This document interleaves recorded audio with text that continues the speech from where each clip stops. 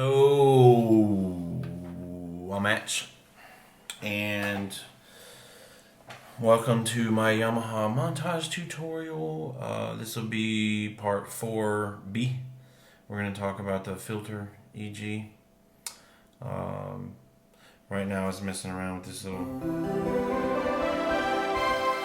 ocean pad. Sounds pretty neat sound, but we're going to want to start an init patch. So category search, init, AWM2, back, name, edit, and we're right where we need to be here. So come on over to oscillator 1 here, or element 1, oscillator 1, element 1, oscillator it says there.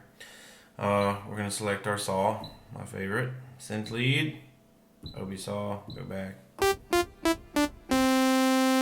and we got it. So filter.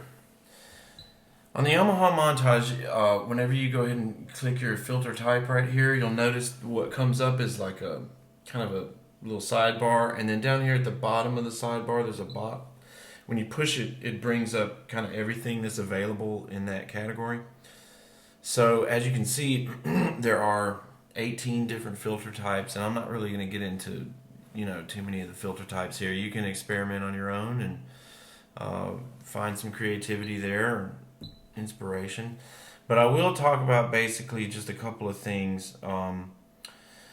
Your cutoff is located, there's a knob that's over on the left.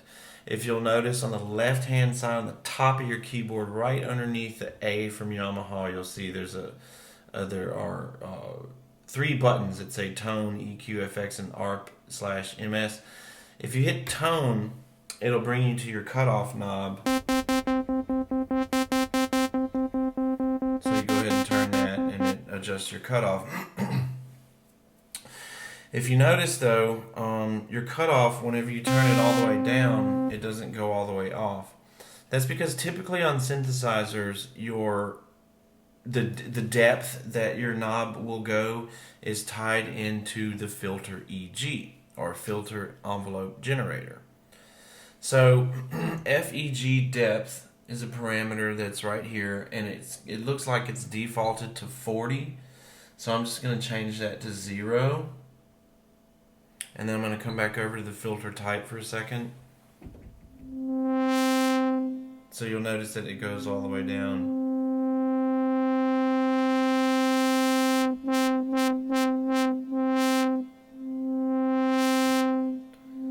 Has a bit of stepping there, doesn't it? Well, your resonance as well.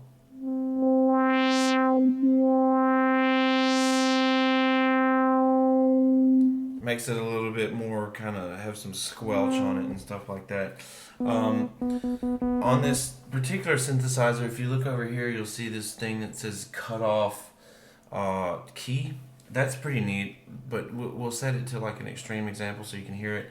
Basically, that means like the lower notes are going to be cut off and the higher notes will be bright. So as you go up the keyboard, it makes it brighter, and then the opposite. If you invert the little line right here, you can see like on this, I guess essentially is the bottom of the keyboard, and that's the top, and right here is the center. So the bottom is wide open, this is midway, and then the top is all the way down. So that's a pretty neat little feature. But let's go ahead and talk about the filter EG. Now, right now there's no depth on it, and up here you can tell on the line that basically it's wide open.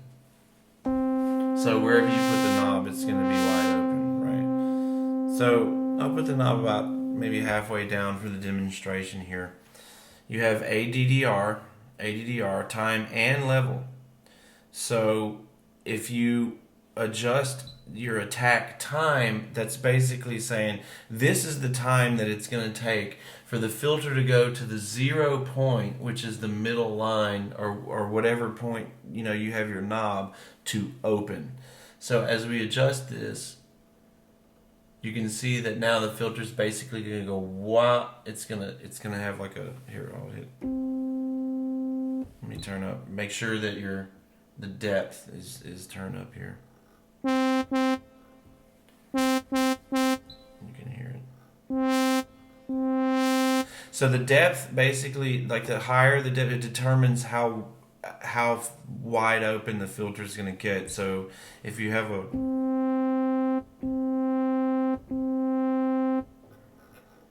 higher number, lower number, higher number. It's pretty self-explanatory. It's very similar to your pitch EG. All EGs are alike. So if we lower the amount of decay 1, basically what's going to happen is it's going to open and close and open again, and you'll hear that. Simple. Now if we go negative or below the line, it's just going to close that much farther. See?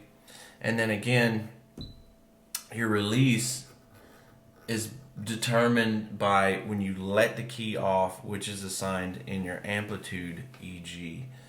Now, bear in mind, again, that we're only using oscillator 1 here. We have oscillator 2, 3, 4, 5, all the way through 8. So there's 8 elements per part, and each one of the elements can have something going on with the filter. So I know the way this one pretty much sounds, but just for fun, let's go ahead and add another sawtooth wave, and remember to turn it on, because you'll be banging on it and you can't figure out what's going on, and it's because you didn't turn it on. OB saw. So now we have 2 saws. I'm gonna fatten it up a bit by adjusting some of this fine tune here on the oscillator page. Now on the filter here, we have to set it to how about maybe a 24 dB band pass if they have it. No, well, we'll just use a 12. That'll work. So little resonance here. You'll be able to hear.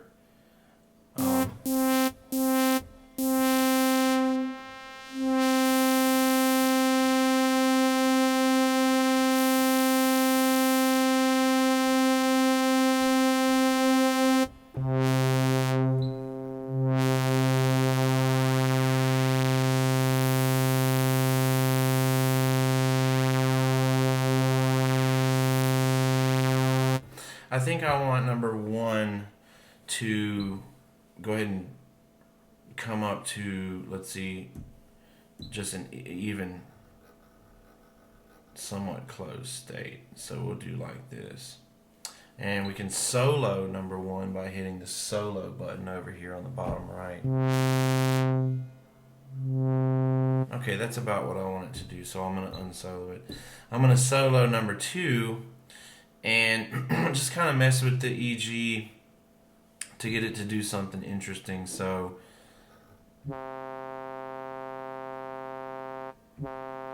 you can hear that the bandpass filter is moving up, and it's only passing that specific band, and I guess I'll let that one drop off as well. Actually, I think I might make it drop off and then come back open, so I'm going to adjust these 2 decay parameters right here, and you can see.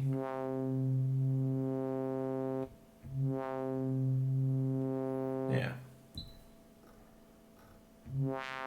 Now, something else on the EG depth on any one of these, if you take a look, if you put it negative, basically it'll do the opposite. So let's try that here. It essentially inverts it if you put it into the negative.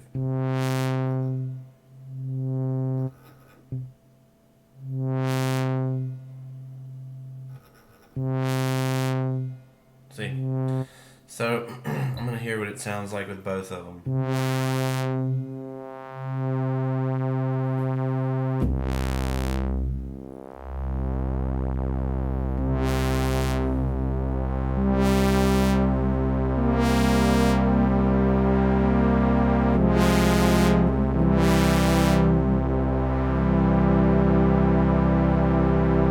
Pretty nice sound. So you can continue to do different filter EG sweeps on all 8 of these different elements just for one part. Again, this is just 2 of them. So you can kind of hear how you can get very complex, and you can make nice evolving textures simply by making them kind of draw out, what they're doing over like an extended amount of time. What I'm doing here is I'm adjusting the time, so it's just gonna. So number 1 is gonna really slowly open up, and then I'll come over here and do the same thing for number 2. Maybe draw the K2 number out, and something like this, like drop it down. So we'll see what that does over time.